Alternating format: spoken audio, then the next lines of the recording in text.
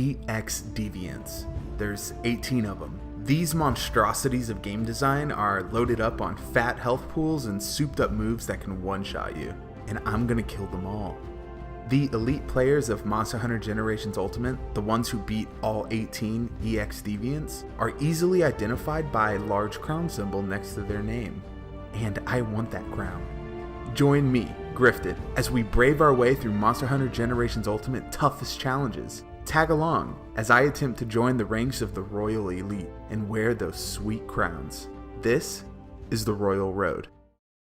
What's up guys, and welcome back to episode 2 of The Royal Road, my late game Let's Play series of Monster Hunter Generations Ultimate, where we take on every single super deviant in the game so we can wear that sweet crown. Before we dive into the video, let's recap what happened on the first episode.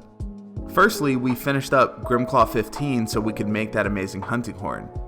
Next, we farmed Astalos and wasted a bunch of time because I already had the Astalos horn made. Then we cleared up some village quests to get more food at the canteen, and finally we got our first super deviant clear on Silverwind, netting us our first of 3 crowns. With that out of the way, let's jump right into this episode's to-do list.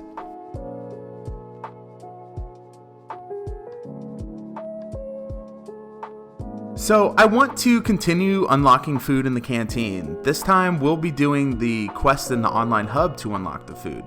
Next, I'd like to fully upgrade the armor of the 3 main sets that I use, Bone, Grimclaw, and Astalos. I think I need to farm up some Hyper Deviljho and some Hyper Cyanitar.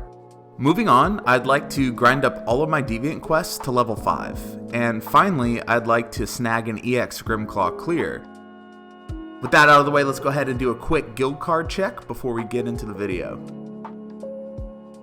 The background footage you're seeing right now is mostly me and a couple buddies going through all the hub quests and unlocking more food in the canteen. So for this series, there are no hard or fast rules as far as completing any of GU's content is concerned. This is very much a just fun, carefree kind of project that I'm doing.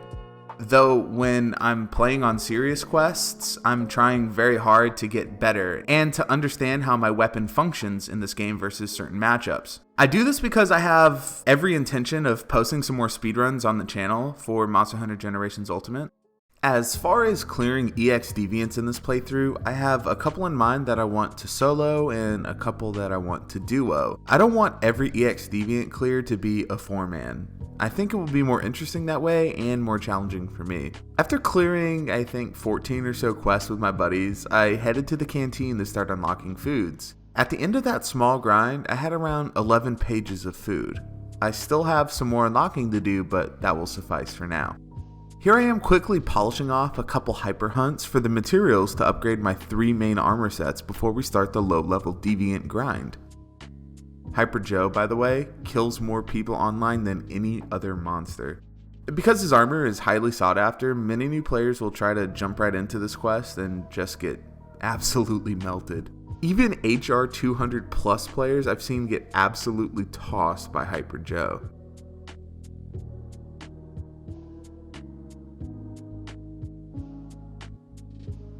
So here you'll be seeing most of the deviants in the game, and I have them labeled for you as well, in case you've never seen them. I mostly do these in turns lobbies, and sometimes that can lead to some unexpected moments, like here.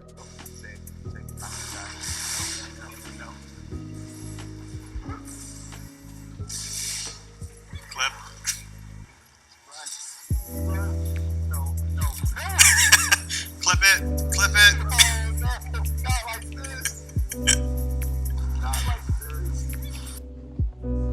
And if you guys didn't know what a turns lobby is, it's essentially where each player takes a turn posting a quest. This dastardly son of a gun. The host of this lobby was a greatsword player named Mercy. He posted a G-rank Narcoccus, the big crazy squid demon thing. So the dude ends up dying twice. Then he decides to stay at camp while us 3 try to finish off Narcoccus. I don't know if he thought he was doing us a favor, but he wasn't. And I don't like the idea of like doing someone's dirty work so they could just get the reward without having to do anything. one of the other players on my team died as well, and we ended up failing the quest.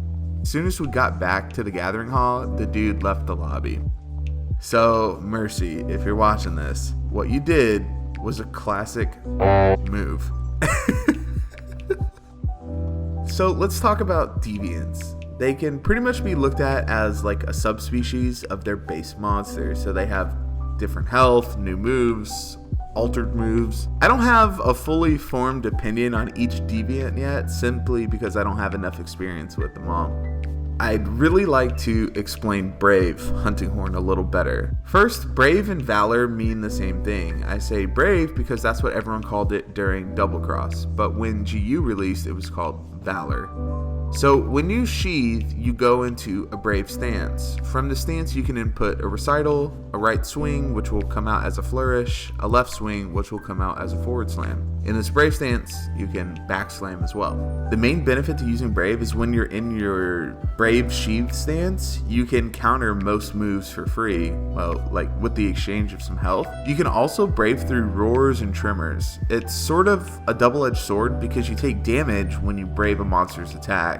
I know it's difficult to come from Monster Hunter World and see this style of hunting horn, and I certainly haven't done the best job at explaining it in the previous episode, but hopefully now it's a little bit more understandable. I don't think I really understood how big of a grind it would be to get every deviant to level 5, especially for someone like me. I go to school full time and I work full time. I'm married and maintain a really beautiful home. It's pretty tough for me to find time to just sit and grind. No Johns or anything, and I'm glad I got all my deviants to level 5, but next episode I think I'll set my goals a little lower for my own sanity. Each deviant is at least level 5 now. Remember, 13 deviants require level 1 through 15, and 5 deviants start at level 11 and go to 15. That's because they were released with Generations Ultimate, the G-Rank expansion. Ooh, almost dropped my coffee. Also keep in mind that level 11 officially marks the G-Rank versions of their quest line. And I have a couple deviants that are a little higher than other deviants, and that's simply from playing Generations. But we're looking pretty good right now. So now there's only one thing left to do on the list, and that's take on an EX Grimclaw. More like Grimclown. Am I right, boys? Grimclaw is the deviant version of Tigrex, and in my opinion is a much better fight than base Tigrex. See, base Tigrex is an old, wonky monster, and in GU it's a nightmare for Hunting Horn. He can stampede across the map with like a frame 1 startup trample move. He can start the charge reverse. And as soon as the charge is started, his entire body is an active hitbox. And the Hunting Horn has no answer for this move at all, and it's just complete cancer. The cool thing about Grimclaw is that instant startup move is really toned down, and he doesn't travel that far across the map. This makes it a much more engaging fight when you spend less time chasing the stupid monster and more time engaging it. I also feel like I can attack Grimclaw more liberally than Silverwind. This could obviously be just because I'm bad at Silverwind, but it does feel like I have more opportunities to hit Grimclaw. With a 4-man team of randoms, we cleared Grimclaw first try with no carts, and that's a much different story than my Silverwind journey, which featured many carts. So I definitely think Silverwind was the hardest one so far. And with that, we've completed our second EX Deviant. Go ahead and mark another one off the list. This leaves us with 16 more to go. Thank you guys so much for watching, and as always, keep playing that sweet chin music, boys.